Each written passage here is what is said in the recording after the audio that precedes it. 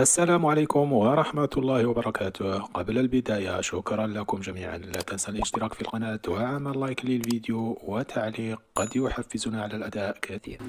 موعد مباريات الدوري الإسباني الدرجة الأولى من الجولة 18 السبت مساء. سيلتا فيغو يواجه ريال سوسيداد بالنسبة للقناة الناقلة بي سبور اتش دي 3، فيما تقام على ملعب باليدوس. أما بالنسبة لمعلق المباراة عبد الله الغامدي، فيما يتعلق بحكم المقابلة ماثيو بوتسكيس فيرير.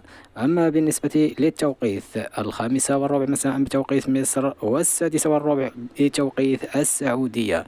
وهذه باقي القنوات الناقلة للمباراة.